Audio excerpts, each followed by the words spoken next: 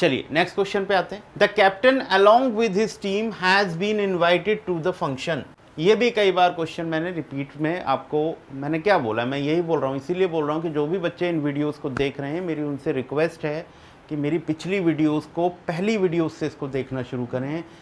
और अब तक ऐसे बहुत से कॉन्सेप्ट्स हैं जो रिपीट हुए हैं, और वो रिपीट होने की वजह से अब तक तुम्हें ध्यान में आ गए होंगे, अब तक तुम्हें वो रट गए होंगे। इसीलिए कहता हूँ सारी वीडियोस देखो, आपको बहुत हेल्प मिलने वाली है। अब देखो कैप्टन क्या है, एक नाउन ये है हमारा, और अलोंग विद के साथ एक नाउन ये है हमारा। अब यहाँ पर हमें देखना है कि ये जो अलोंग विद है और इसके साथ जो नाउन लगे हैं, तो अब कौन से वाले के अकॉर्डिंग तुम्हें वर्ब लगानी पड़ेगी। तो यहाँ जिन बच्चों को नॉलेज नहीं है वो कंफ्यूज हो जाएंगे। अगर यहाँ मैंने कैप्टन्स कर दिया होता या यहाँ मैंने टीम्स कर दिया होता तो वो कंफ्यूज हो जाता कि यहाँ के अकॉर्डिंग या इसके अकॉर्डिंग।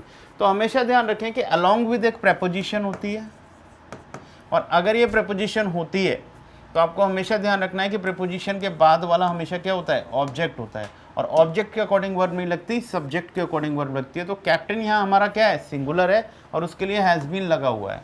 ठीक है, तो यहाँ पर अभी वर्ब का एरर तो नहीं है, इन्वाइटेड टू द फंक्शन, और बाकी भी कोई एरर नहीं है। तो this sentence doesn't contain any error, so this sentence contains no error. Clear हुई बात। तो 83 में कोई एरर नहीं है, लेकिन अगर वो एरर बनाता बच्चों तो वो क्या करता, यहाँ पर द कैप्टन्स और यहाँ पर क्या कर देता, हैज़ लिख देता। तो अब हमारा सब्जेक्ट ये है तो प्लूरल है, तो यहाँ पे हैव लगाना पड़ता। तो ये आप ध्यान रखें कि अलोंग विद के साथ हमेशा अलोंग विद से पहले जो सब्जेक्ट लिखा होता है वर्ब उसके अकॉर्डिंग लगती है। इसके पीछे लॉजिक ये होता है क्योंकि अलोंग विद के बाद वाला जो भी नाउन लिखा होगा वो हमेशा ऑब्जेक्ट कंसीडर किया जाएगा, क्योंकि वो प्रेपोजिशन का ऑब्जेक्ट माना जाता है।